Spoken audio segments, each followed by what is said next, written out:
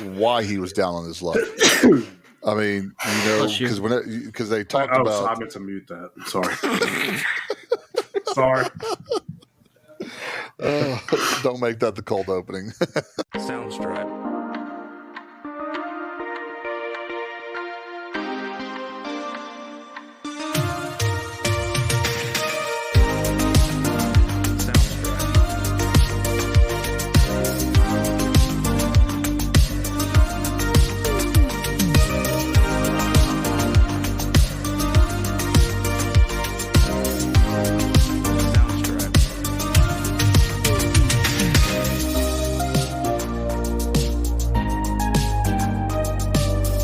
Welcome in another episode of Blockbusters, a classic movie podcast where if you're like us and you miss the days of packed movie theaters and movie stores, and this is the podcast for you. I'm your host, Caleb Suggs. Joining me are my co-host, Dakota Lowry. What's up, everybody? And Ernie Ferguson. Because you have two forms of expression, silence and rage. Surprised you found a PG quote for this family-friendly show. Well, it is Robert De Niro. De Niro. With 119 F-bombs. Yeah. Well, I mean, you know what I started keeping track of is how many scenes that De Niro was smoking. And let's see, 1, 2, 3, 4, 5. He was smoking. It'd probably been easier to count the ones that he wasn't smoking, but 1, 2, 3, 4, 5, 6, 7, 8, 9, 10, 11, 12, 13, 14, 15, 16, 17, 18, 19, at least 20 scenes, and I know I missed some. Yeah, but smoking back in then, I mean, that was just normal. No, but I mean, yeah, I think if you had a movie these days where someone's smoking that much, it'd be a lot different because now smoking is viewed as kind of bad. Even the alcoholics are like, ugh, they got a problem. Well, I don't know. Charles the Duke was making a case for how smoking was bad too during that, and then you have what Dorfler talking about the FBI agent said, we both need to quit. We both need to quit smoking. It'd save me money because he kept on stealing his packs of cigarettes. That was one of the running jokes throughout this whole movie that I loved. Even there at the end, to watch his cigarettes around him. Well, they had that like little bit of change left, and he's like, I got to buy my cigarettes. So we don't have enough money for a coffee and a tea, but I got to get my cigarettes. Yeah, he was counting the money. Okay, how much for coffee? How much for tea? I'll take tea. Well, no, he's looking at it. He's like, "How much is coffee?" And he's like, his facial expression as he's looking down at the change to see how much he has. Well, anyways, what movie are we doing? I don't know. Hey, look, man. Look, we've gone like 10 minutes into a show before without mentioning what movie we've done. 2 minutes in is not that bad. This week we're doing Midnight Run. This was Ernie's pick. Our third De Niro movie. The last two we've done have not, for an actor that's so widely regarded as one of the best actors to ever, ever be in a movie. The two Robert De Niro movies we've done so far have not been generally superly well regarded by this, at least not this podcast. By us, yeah. I mean, it's it's one of those things where you expect more out of him. The Untouchables I can understand because he wasn't the main focus of the movie, but Goodfellas, which with this movie, I saw a lot of the Goodfellas character in Jack Walsh here. That was kind of one of the things I wanted to look at is really kind of him, De Niro playing off cast. I mean, not playing not his typical role, but he was his typical role, but he wasn't. I mean, even some of his laughing, the way he laughed, his facial expressions were the same facial expressions that he kind of shows all the time when he laughs. And it was very entertaining. It was a different role for De Niro because up to this point he's been in The Godfather 2, he's been in Raging Bull, he's been in, of course, The Untouchables. This was before Goodfellas, right? I think Goodfellas was 90, right? So he's been in mostly serious roles up to this point. This was a very different change for him. Yeah, I think it was done on purpose to because I think he wanted to do this, which, the original two for this movie, when they first tried to start working on this, I believe it was either 85 or 86, was Harrison Ford for the De Niro part and Chevy Chase for the Charles Grodin part, which could have worked. But I think the Harrison Ford part could have worked for De Niro. Chevy Chase was, I think, too screwball to play. I think Charles Grodin did a great job of being the sarcastic, serious, kind of serious straight man, which what's even weirder is that originally it was Robin Williams in this role. But the original movie company, I can't remember if it was Universal or who it was or Touchstone, whoever had it, refused to. They wanted Robin Williams, and they just didn't work out to where somebody didn't want Robin Williams because they just didn't want. So they went over to I think the director didn't want him. He wanted Grodin, and so they switched movie companies. And if you got Robin Williams in this role, now I don't know what kind of movie you get out of this too. But like somebody said, he wouldn't have got. I think he wouldn't have been able to do Good Morning Vietnam, which ended up leading to Dead Poet Society also. Yeah, I think I don't know. I was trying to think of what I was trying to say. I really think that Robin Williams would have done a more comedic role in this, but I really think that Grodin's character in this was easily my favorite character throughout the whole film. Because he kind of goes back between this kind of serious character, and I tell you who really reminded me of was Sheldon Cooper from The Big Bang Theory, which I'm kind of watching now. Because I mean, it's just even in some of the scenes, hey. Why are you not liked by the Chicago PD? Why do you not like by the Chicago PD? And the continual pestering him, and then we talked about earlier with the smoking scene, and I think his character for me really is which don't get me wrong, De Niro did a great job in this movie, but I think Grodin's role in this really is what really tied it together for me. Well, it's their chemistry together. Yes. Yeah. Which is, when Ernie's talking about the stars that they possibly had, and they could have fit, but could they have had the chemistry that De Niro and Grodin had in? And I don't know if they could have, because they were electric together. Every time that they were on the screen together, it was great. And, it was almost like a love story. They meet, they don't like each other initially, and then they just kind of go through all this that they go through together. Speaking of which, this movie reminded me a lot of what I thought Lost in America was going to be a little bit. So you say that, and Albert Brooks as an actor and Charles Grodin as an actor are two fruits off the same tree. The way they act in the movies that they're in, they are basically kind of the same person, kind of like, for lack of better terms, like Pacino and De Niro kind of are the same thing. They're not, but they are. And that was another person that people mentioned is possibly Albert Brooks. But I think Albert Brooks is a little bit still too whiny and too over the top. I think Grodin did just enough of the whininess, but he kept it. He was whining, but the whole entire I can't fly. And then you get to the point where he jumps into the biplane to take off, and you're like, and when they showed it first, and then he goes to the bathroom, you're like, oh, I know what's about to happen, and that was great. But yeah, I agree. I think this had some vibes to it, but Lost in America vibes to it. But you can definitely tell that the director did Beverly Hills Cop too, because this also had just the storytelling and the way the movie set out. To me, I felt like there were Beverly Hills Cops vibes to it also. When I said that I thought this was what Lost in America was going to be, I just, I meant from the part that when we read the synopsis for Lost in America, it was they go across country on hijinks, and yeah. and so I expected all these different hijinks where really they just go one place, lose all their money, and it's time to go back to our old life. Whereas this, they literally go across the entire country having hijinks the entire way. And literally get lost in America. It was pretty fun. I mean, knowing how to say hello in any language, especially like whatever Navajo or whatever Native American language that he said hello in.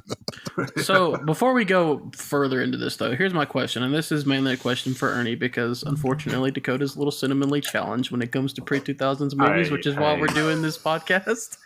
But so I feel like in the 70s, 80s, and 90s, there were hardly any two bigger actors than De Niro and Al Pacino, and there was always that debate who was better. And I'm not saying this makes De Niro better, but could you see Al Pacino doing this type of movie? No, because Al Pacino, can Al Pacino do comedy? Because De Niro, he was doing a little bit of like the freight train scene when they were talking about the chickens.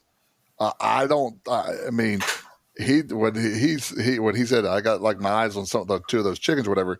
It sounded like a joke. Pacino says that, and Pacino's going, and you're thinking Pacino's really eyeballing those chickens. I mean, so no, I don't think Pacino could have done this. I don't think Pacino. I can't think of anything that Pacino did that really has any comedic timing to it. And again, I'm not saying that necessarily makes De Niro a better, but it is a notch in his belt that he can go out of he can do the serious roles and then go do these comedic roles too and still be just as good. Well, yeah, of course, I mean, we know he does, Meet the Fockers and stuff later, which are great, some great comedy movies too. But you also still get kind of some of that serious role from De Niro in this too. Some of the times where he's sitting down and he's talking about, his whole interaction with Serrano at the Chicago PD or with the heroin dealer, and when he's talking with him about the watch, and like little things like that, or even when the interaction that he has with his wife or ex-wife and daughter, like you still get, a somewhat serious De Niro along with that comedic timing of him, and they do a really good job balancing that in the movie. De Niro can do brooding. De Niro can do intense, which we saw in Goodfellas. De Niro can do intense, but he was able to, like you said, kind of balance it a little bit. You have like you said, the emotional scene with the daughter and the ex-wife, the end scene in the airport where Jimmy is basically trying to get him to crack or whatever. Talking about how he was going to kill his, he said that to Grodin's character, but he was really kind of getting on to about how the guys, the ex-wife's husband's now a captain and all this other kind of stuff. Now you see that intensity. I don't know if Pacino can dial it down because that I mean, you look at like Sin of a Woman. I mean, that's not a comedy, but it's not like your normal De Niro flick, and he is. I mean, he's swinging for the fences every single time. And this one, I don't feel like De Niro swinging for the fences like Goodfellas. Goodfellas, homeboy had a bat and he was swinging for the fences. Here there was a lot more subtle stuff, and there was that playoff of Grodin. And so you do have that kind of give and take where he and Pesci had a give and take, but it was clocked to 100 every single time for their give and take. Well, Midnight Run is a 1988 American action comedy film directed by Martin Brest from a screenplay by George Gallo. It stars Robert De Niro, Charles Grodin, Yaphet Kotto, John Astin, Dennis Farina, and Joe Pantoliano. In the film, bounty hunter Jack Walsh, played by De Niro, attempts to flee New York City to Los Angeles after he captures accountant Jonathan Mardukas, who is wanted by mob bosses and the FBI.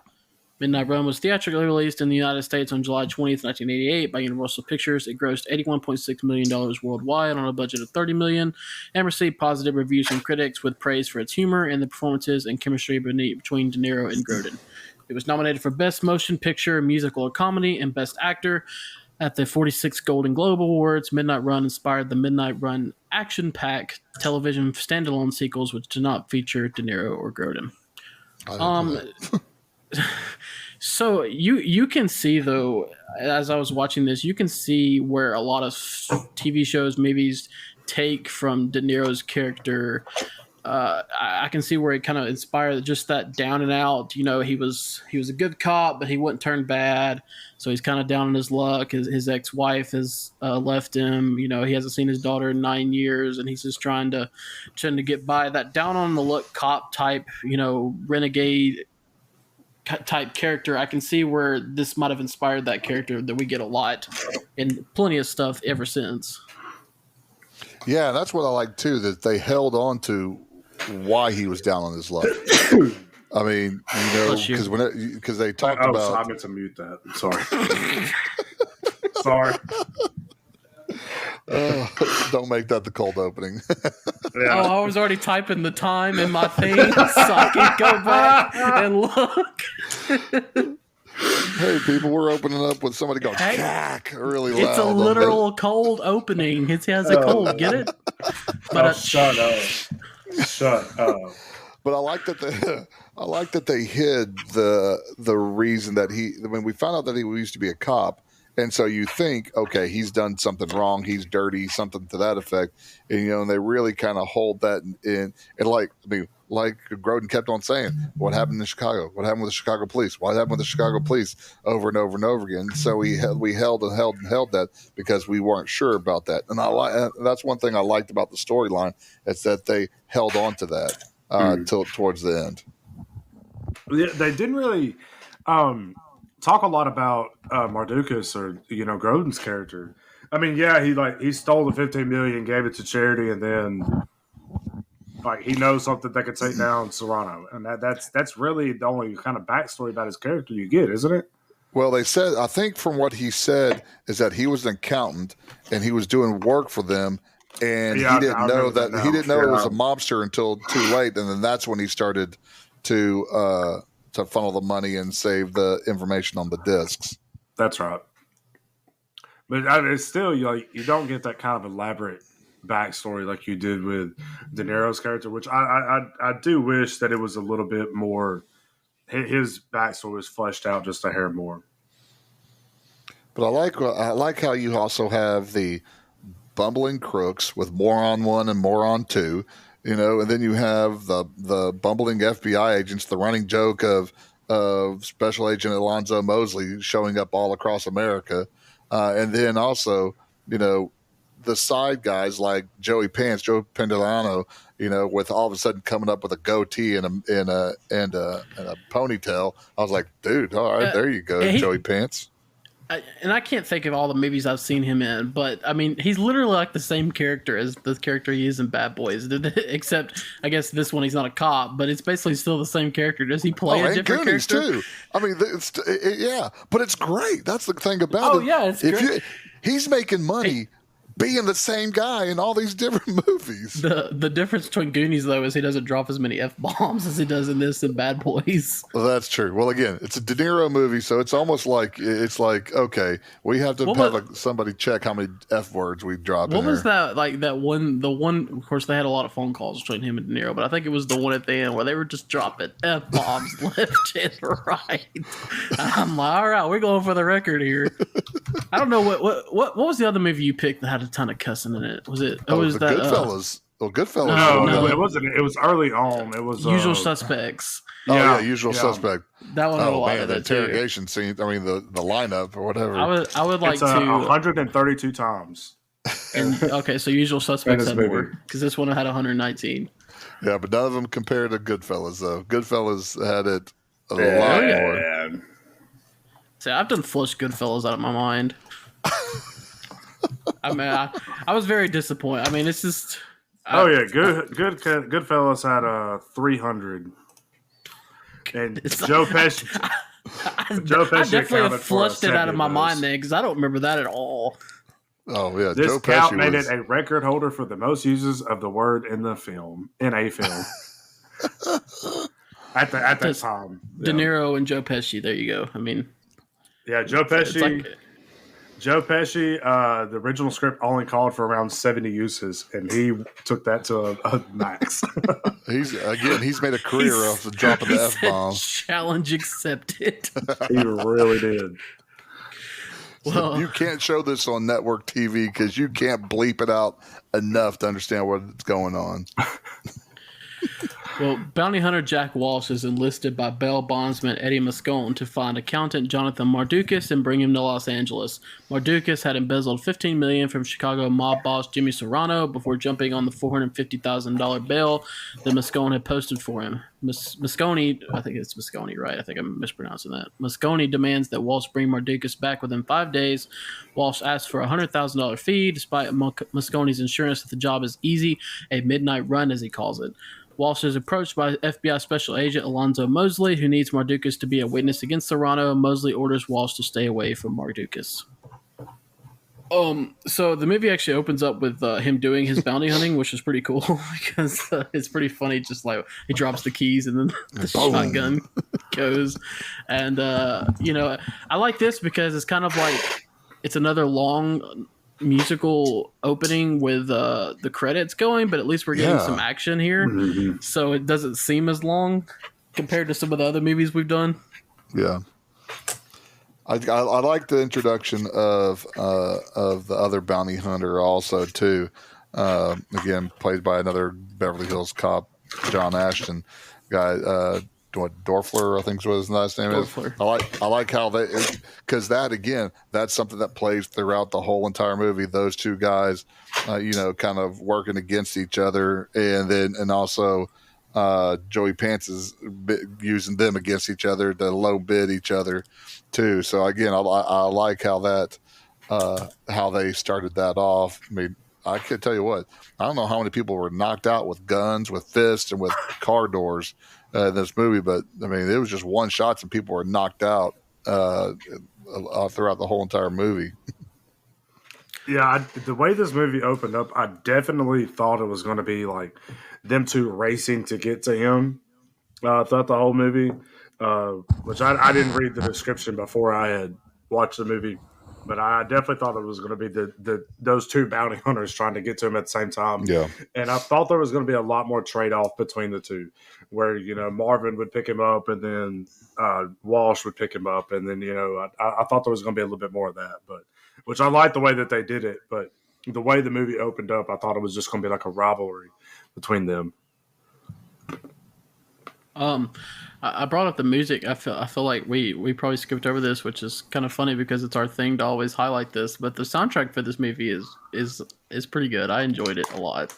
Oh yeah, it was really good. Really upbeat throughout the whole movie. I mean, you got Danny Elfman, who was the lead singer of Oingo Boingo, who's done a lot of, again, new wave type of guy. I've never heard of that band, but that sounds like somebody you like. That I like some of that. I mean. Can you tell me his name again?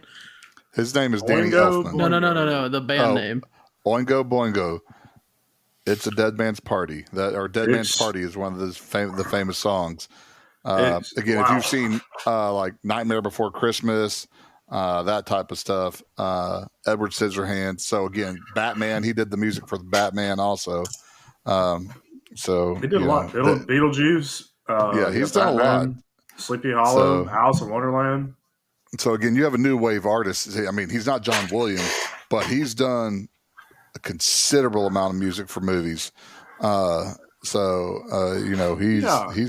getting paid. For sure. Spider-Man. He did the Tobey Maguire Spider-Mans. He did the film scores for those also. Yeah, so again, he's for those he did the film score for those also. Sorry.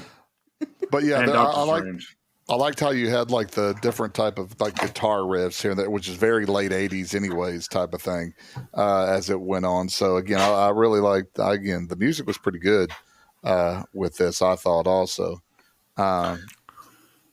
But I always wondered, I didn't know where the name, I was trying to figure out why Midnight Run, because I thought, it was just, okay, we're going to get here before midnight. I didn't know that, Midnight Run meant basically this is easy. This is going to be a real easy job type of thing, which again is the whole irony behind the whole entire movie with the term Midnight Run. Back up. Have you seen this before? This is the first time seeing it?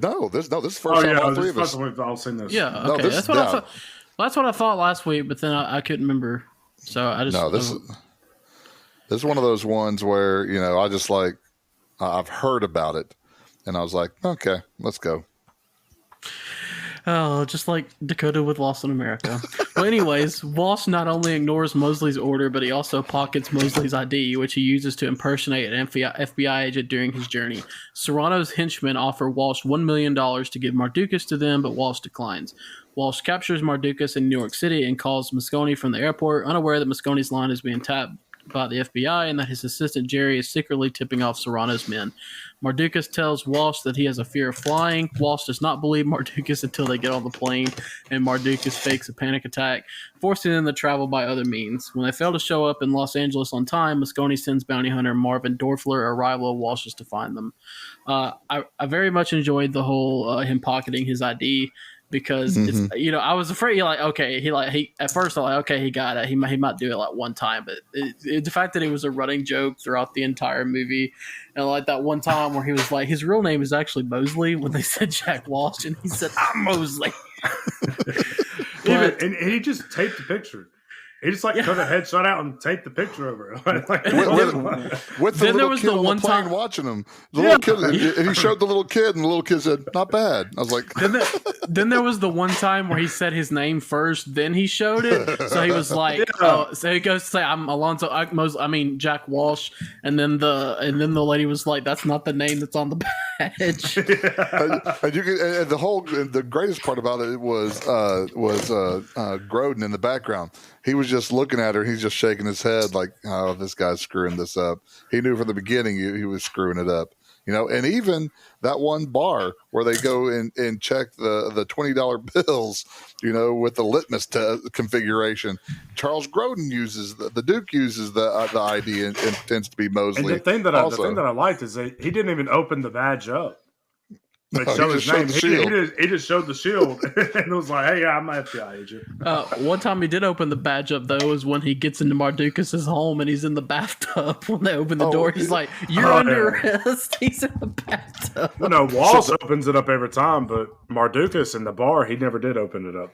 No, so that's the time that I knew. Okay, this is a little bit different. De Niro was whenever he was in the shower, pointing the gun at the dog, and he had the ID up. That was the one time I was like, "Oh, okay." So if this was a previous movie, De Niro would have shot the dog already. That dog would have been dead right then and there. But you see him back up, scared, go to the bathroom, and then he shut the door of the window of the bathroom. I mean, of the shower closed. So the did time y'all see the way they were? No, I didn't. I'm just kidding. Go ahead. Did y'all see the way they were picking the locks? What was that little? Oh, I don't know. Because most people, they have like the little turner and then they have the little hook that they stick in there to fill the tumblers. This dude was just like hitting a tuning fork or something. I don't know. Yeah, it looked like a paper clip on a wire all of a sudden that he just kept on tapping. I don't know what it was doing, if it was coming down the lock mechanism and just like flipping the teeth to the side. I don't know. Because I saw it when we saw it the first time and he dropped it. I was like, "What is that?" Then he did it again.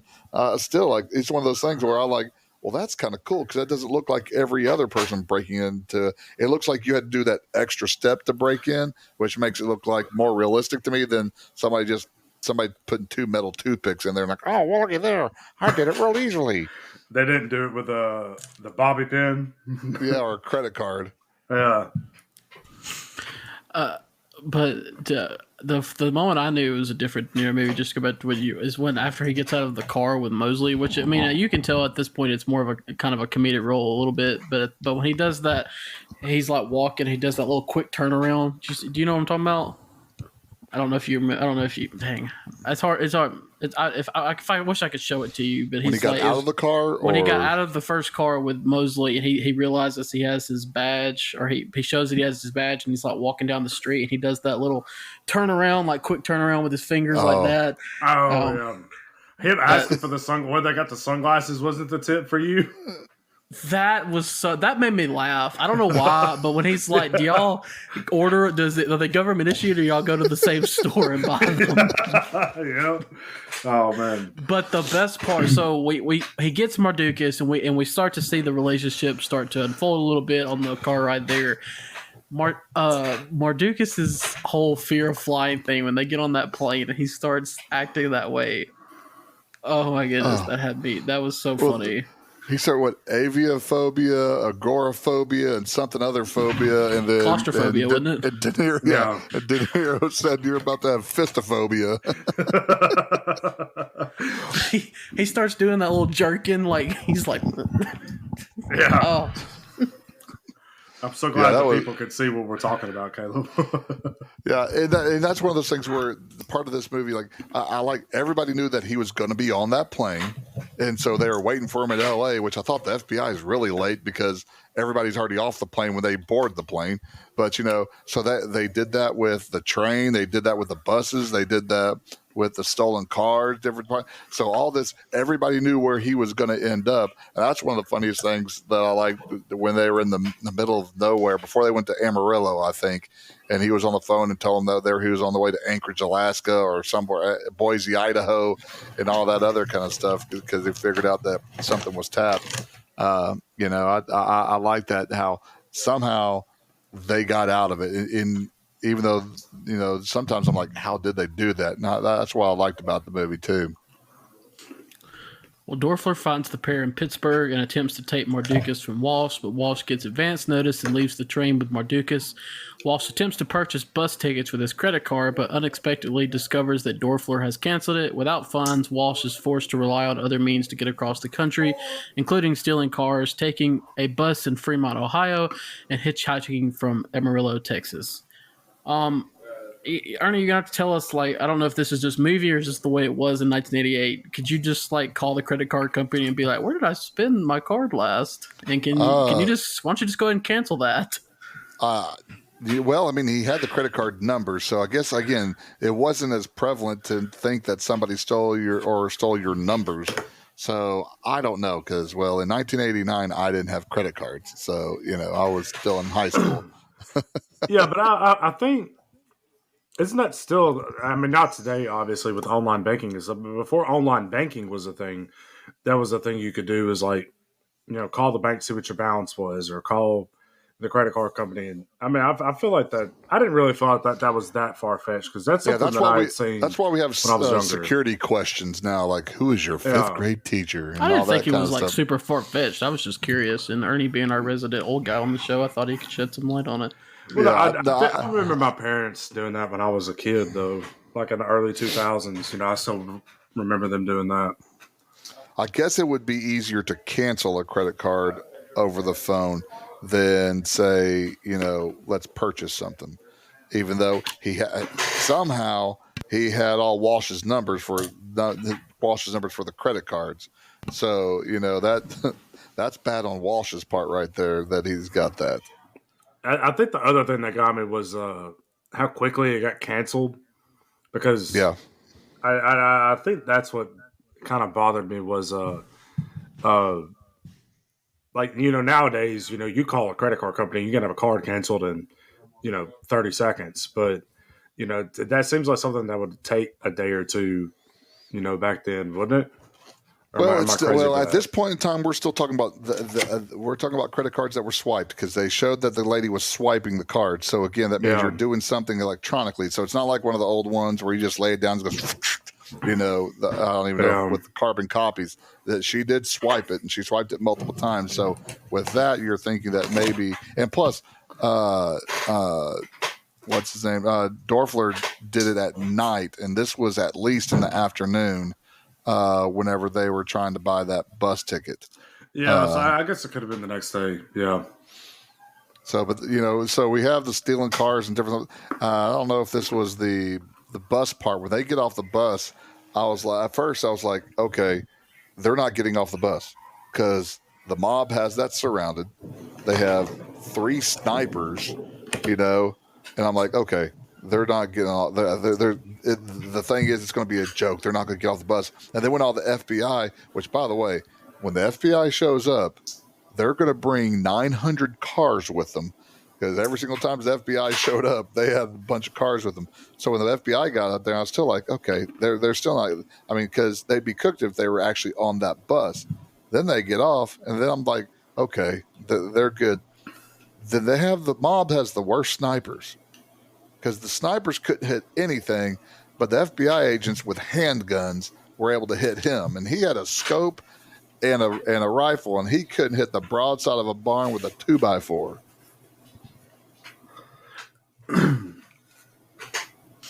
Well, soon, meanwhile, Mosley leads a task force to find Walsh and Mardukas after hearing of their skirmish on the train. While alone with Mardukas, Walsh reveals that 10 years ago he worked as an undercover police officer in Chicago trying to get close to a drug dealer who had nearly the entire department on his payroll. As Walsh was about to bust the dealer, corrupt cops planted heroin in his house to avoid either going to prison or working for the dealer. Walsh resigned from the police force and became a bounty hunter. His wife divorced him and married a corrupt police lieutenant, now a captain. However, Walsh still clings to the faint hope that his ex-wife will reunite with him. So this was a really cool scene. Obviously, learning about his background that's cool, but them going to his ex-wife's house. Of course, as Dakota mentioned earlier, it is funny to have him the whole time. He's like trying to tell him like, hey, you need to go visit your ex-wife. Like I think it'd be good for you, just over and over again. And but the whole scene with them finally doing it was pretty cool. I love that the daughter after 9 years was genuinely happy to see him. Yeah. I think, usually in these type of movies, he's like, the daughter's like, especially because it's a teenager, they're like ticked off and, don't want to see him. Like, why are you in my house? So the fact that she was happy to see them was a fresh change of pace. And willing to offer him $180. Yeah. Which again, I think just goes to show like he was a good guy. He just got put in a tough situation. Yeah. What was kind of painful to watch is whenever she first comes out and Jack doesn't know what to say. And you just see him kind of looking back, and there's just silence going on. And just that was, that says the father in the heart of me, just kind of sunk, because here he is. He hadn't seen his daughter in 9 years, and he doesn't know how to act and doesn't know what to say. And that's one thing that, again, the part of the movie that I liked is that they showed emotion. So you have that scene with the family. Then again, you have the scene where they're sharing his whatever happened in Chicago to him. From both of them. So not just Jack though, but from Duke also, that they are sharing that past with them. Because then we also in this interchange we get John saving Jack out of the water. He saves him there. Promising to let him. Jack promising to let him go. He doesn't. So they have that argument about who lied first, also going on. So again, it really put what could have been just a regular old buddy, not cop, but a buddy guy type of movie. With just action and just capers. It threw in some heart into it with the family, and then also the past of both John and Jack. Yeah. Also, and I think one thing that kind of stood out was when the boy opened the door up. And I mean, that because he said it a couple times that he hasn't seen him in 9 years. And then you have this like 5 or 6 year old boy open the door up. And then I think that's what kind of prompted him to be in defensive mode when he got here, because it kind of showed that the wife had moved on. The wife was past it. The wife was, already gone, and, had went on to her new husband. And, then they get in the major screaming match. And then that's when the daughter opens or, comes out, and so, as like you said, he didn't know what to say, on top of the fact that, his daughter, after 9 years, walks in the room. The first thing she sees her dad doing is yelling at her mom, and, it's that hard thing. But I like the watch, like the semblance with the watch that he kept talking about, where he kept trying to listen to it and seeing if it was still working, and even, and I don't think it's here, but eventually he, talks about that it was the first thing that his wife had ever got for him. Yeah. And then he's like, just him holding on to that is him still holding on to that relationship, and I liked, it's like I said, I like the kind of the full range that they show here, because you see also, even later on when he visited his ex-wife, one of my two favorite interactions, or one of my favorite interactions in this movie, was when the boy looked at Grodin and said, "You don't look like much of a criminal." And Grodin turns around and he said, "White collar criminal." It just, I was like, that's just it's a throwaway line, but but again, it matches Grodin's character perfect. Yes, I'm a criminal, but I'm just a white collar criminal. Well, soon Mardukas learns that the drug dealer was Serrano. In Sedona, Arizona, Dorfler steals Mardukas from Walsh, who is subsequently found by Mosley. While arguing with Moscone on the phone, Walsh realizes that Dorfler intends to give Mardukas to Serrano. However, Dorfler inadvertently reveals Mardukas' location to Serrano's men, then knock him unconscious and go after Mardukas. Ferg loves to ask what's our favorite scene in the movie. There's a lot more like heartfelt scenes in it, but for pure enjoyment, the scene of them in the car running away from that helicopter is absolutely magnificent. That's just pure enjoyment, pure entertainment. That was a good, just a good chase scene.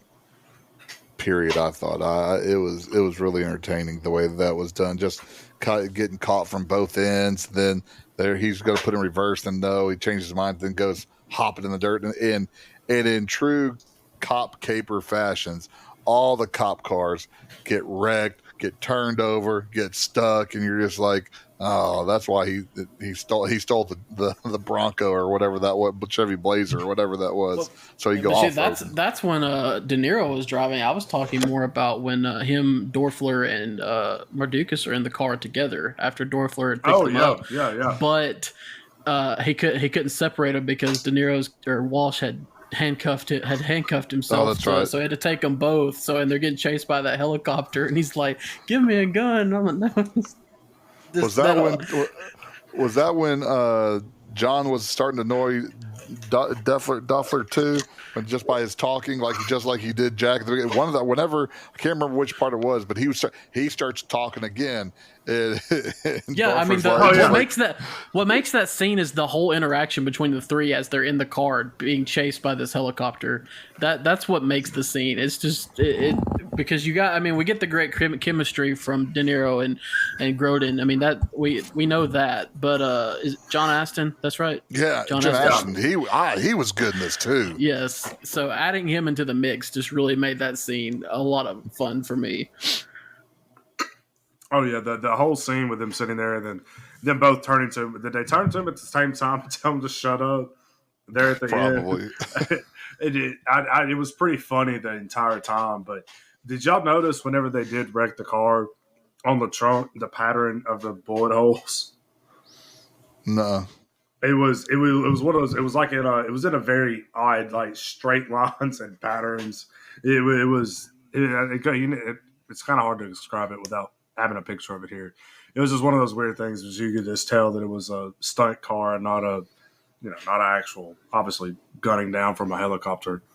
But one of the things that I like that they did throughout the movie kind of reminds me of Die Hard, because when you had Bruce Willis at the beginning of the movie and he takes his shirt off and he has that pristine white tank top on or wife beater on, at the end of the movie it's grungy and nasty and dirty, and that's De Niro's outfit. De Niro starts off crisp and clean, and at the end of the movie, all through he's worn the same outfit this whole entire week, and it's just grungy and dingy. And I was like, that's one of those little things that I like. That's a box that checks off whenever you have something like that, instead of having him, we're going to steal some clothes so we can change type of thing. I thought that was a good touch to the movie also. I also like the scene where they're both in the river. You have Walsh and Mardukas, and you have the whole that, Walsh is out here, almost like about to slip off the rock. And he comes around, he's like, he's going to come around, he's going to actually save him. And then he goes away and he brings the stick back. But then he gives him the ultimatum, hey, let me go and I'll save you. Yeah. And I think at that point, it kind of shows the fact that you kind of see that the relationship starting to grow between the two of them, where they're kind of realizing that, hey, like, neither one of us are really bad people. We're just in bad circumstances. Yeah. This is also when we get the scene where they go into the bar to trick them with the counterfeit money.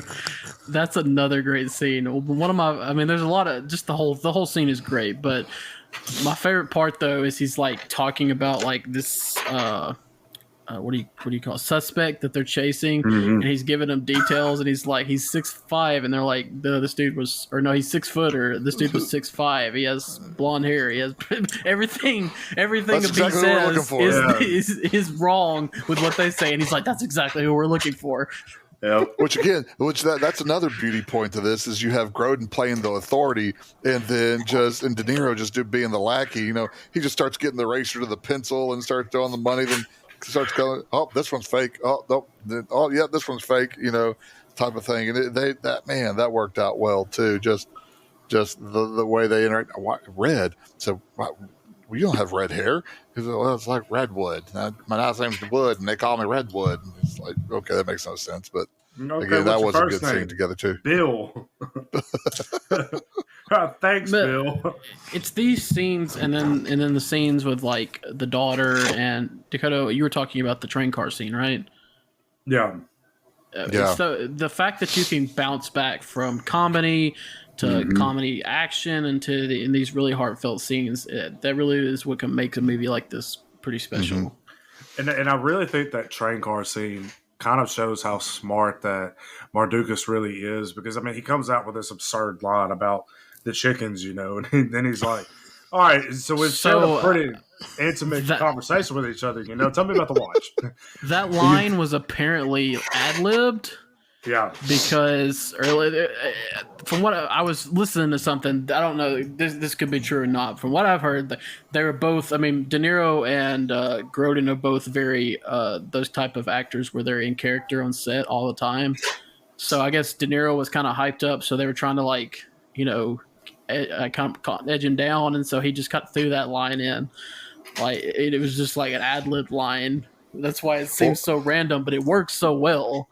Well, that's like the bus scene when when Grodin's just talking to him, asking the same question. That was all ad lib, and the exasperation that you get from De Niro, because again, De Niro, that intense actor, and Grodin just kind of being the sarcastic, soft touch. I mean, just soft spoken, sarcastic one. You could truly see there's sometimes where De Niro was shaking his head when he said, you're putting out your cigarette. No, I'm not putting out my cigarette. He keeps on going. Just again, that kind of interaction with each other was just it was classic. Walsh makes Serrano and his men believe that he has computer disks that were created by Mardukas with enough information to convict Serrano, but he promises to exchange them with Serrano if he releases Mardukas unharmed. He then makes a deal with Mosley to deliver Serrano to the FBI in exchange for Walsh being allowed to bring Mardukas to Los Angeles. Walsh meets with Serrano while wearing a wire and being watched by the FBI. Dorfler sparks Mardukas and interrupts the exchange, unknowingly disabling the wire. After Serrano grabs the disc from Walsh's hand, the FBI agents surround and arrest him and his henchmen. As agreed, Mosley gives Walsh his bounty. By the way, is there a better gangster than Dennis Farina, who is playing Serrano? That dude is awesome. Whenever he told the moron 1 and moron 2 that he was going to stab him in the heart with a pencil, you know, that I was like, God, he does a good gangster without being like overly like, well, Robert De Niro gangster. Even the secondary background characters in this, like Moron 1 and Moron 2, are pretty good in this movie. Like when I don't even know what their names were, so that's what what I'm going with. But like when they're on the phone with him, and like he's like talking, and the other one's like shadow boxing with him. Like it's so stupid, but it's funny. That's what two dudes would be doing to each other. One's on the phone, and the other one's going to be messing with them. You know, that was great. But yeah, no, I agree with Serrano being a good gangster. I did want to ask, and I probably missed this or was too stupid to understand it. Like, what is it about like him taking the computer disc that makes it like we can't like? Why could they not have taken? Why did they have to wait till he took the disc? I don't know. The disc had the evidence of his criminal activity. Of his like the disc didn't have nothing on them, did they? No, but he assumed that it had it, so that's why he was there making the deal. So I know why he wants to take it, but why are the FBI? Because they were having to wait. Like, did he take? Because they're like, did he take the disc? Did he take the disc? Like, what does it matter if he took the disc? I think that's the crux of what leads to all the other charges. Okay. With him having that, you know, intent of whatever. I think that's whenever De Niro was explaining it to the police, or to the FBI, I think the disc was the thing that could lead them to adding up all these other charges to him because of the intent of whatever he thought was on the disc. I think that's what it is. It's a little far fetched, but Yeah. But of course, it does lead to the great where he's like, "Serrano's got the disc." That's pretty great. I enjoyed that part. I also loved Marvin's little scene in here where he takes the picture of Mardukas. Says, "Oh man, I'm so smart having the newspaper in here, so they know what day it is." It shows them the picture and it's got the name of the hotel on the towels. I loved how he was bragging about how smart he was, but then unknowingly handed over the information. It was one of those little jokes. And he shows up there at the end, like he's just ready to call it in, and then he sees him. Yeah, we've talked about it before since we've done so many movies, but just the background characters can really make or break a movie. And this movie had great background characters that from Joey Pants, to Dorfler, to all of them. It really helped make this movie. Even who was the guy? Was it started with an S that kept talking to Serrano? Just don't do it. Just offer some cash or something. Don't go up there. Was it Sydney or something like that? Or I don't remember.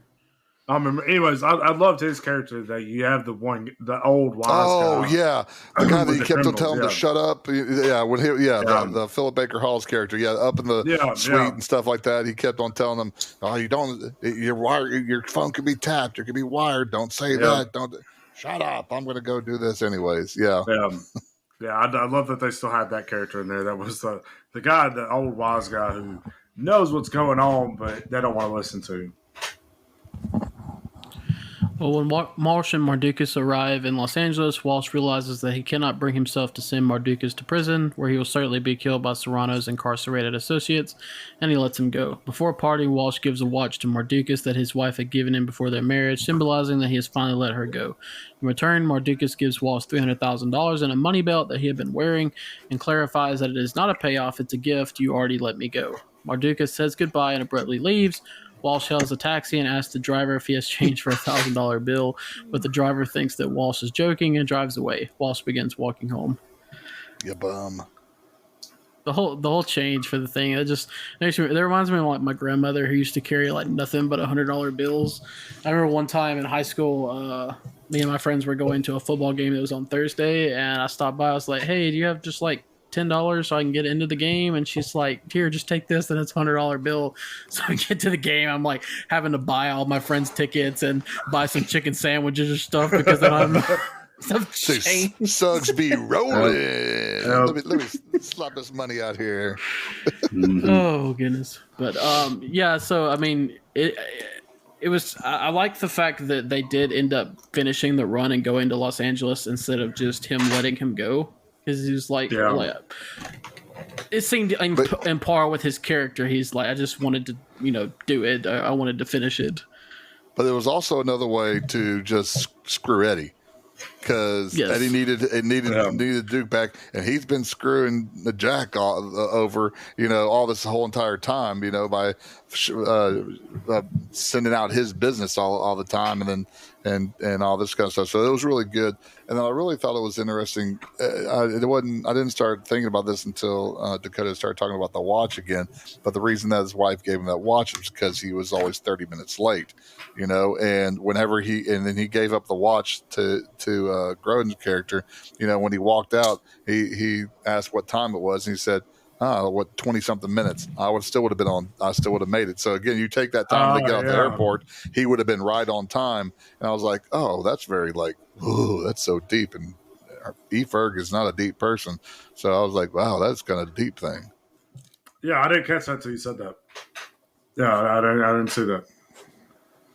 But yeah, this was a satisfying ending because again, he didn't just let him go in Vegas. He took him to L.A. and there was some wrestling in Jack to whether to let him go or not. And he finally said, "Nah, we're doing it." Hey, look, I would wrestle too if I was giving up $100,000. Yeah. Yeah, I mean, that's a tough decision. it'd been a nice little coffee shop. Oh, that was All another right. thing I forgot. I think we forgot to mention earlier that he was talking about. He was like, "If I were your accountant, restaurants are risky businesses. Well, you're not my accountant, but hypothetically, if I were your accountant, that's You're not one my of those. accountant. I know I'm not your accountant, but if I were your accountant, Yeah, restaurants fail within 6 months of opening. yeah. All right. Well, that brings us to the end of the movie. Guys, you got anything to add before we move on to the rankings? This is good. Yeah. All right. Let's go ahead and go into the rankings. Ernie, why don't you kick us off? I had thought in my mind, and then the more and more we talked about it, the more it's kind of increased in my mind. I really enjoyed this a lot more than I was. I had low expectations because I'd never really heard about it. So when I think about this, I started thinking about Beverly Hills Cop was on my mind of kind of how I rated it, and I think this is a better movie than Beverly Hills Cop. So I'm giving it an 8.5. Yeah, I think look, anytime that you see a movie that is rated at 95% on Rotten Tomatoes, but you haven't really heard about it, it's always going to give you that kind of like, is this one of those movies that really good, or is this one of those rotten? Like I'm gonna rate it high, kind of like Lost in America with however high that was on Rotten Tomatoes. 95 on no. Rotten Tomatoes. Well, I knew it was high, but I mean, it being De Niro, I assumed it would be at least decent, and I enjoyed it. For the most part, I think there was some times where I got a little bored, but overall, I thought it was pretty good. Definitely the most I've enjoyed watching a De Niro movie out of the 3 De Niro movies that we've done. But I enjoyed a lot of the comedy to it. I really love the chemistry between De Niro and Grodin. I think that's what kicks it. You said it. You said you think it's a better movie than Beverly Hills Cop, which is funny because I gave Beverly Hills Cop a 7. It's just gonna eat at me for a long time. I don't know. It's maybe a better movie. I probably would definitely rather watch Beverly Hills Cop. So, but I do agree, and I'm kind of on the same page with my score. Slightly less. I'm going to give it an 8.25. So I really enjoyed this movie. As opposed to, since we're all comparing this to Beverly Hills Cop, apparently, I enjoyed this a good bit more than I did Beverly Hills Cop, and that's probably just because I like the slapstick comedy is not really my thing. Mm-hmm. I actually found myself, really kind of chuckling a good bit throughout this, and I think it was just Grodin's dry way that he delivered everything. I loved it.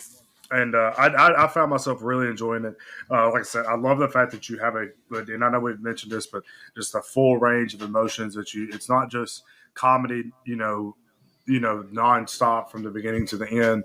You have some more serious moments, you have some less serious moments, and I think all the actors did a great job in this. I'm going to give this movie I'm going to give this an 8.75. All right, so that's a 7.75. That would have been a very different rating. So an 8.75 from Dakota, an 8.5 from Ernie, and an 8.25 from me. Averages out to an 8.5. Ernie, where does that put us on our rankings? That ties us at 16 with Scream and Raiders of the Lost Ark. Interesting. Yeah, that's that 3 completely different movies. That I find that interesting that's there too. Movies that are way better than this movie too. But anyways, all right, so if you would like to see the full rankings list, you can go online at podpage.com/classicblockbusters.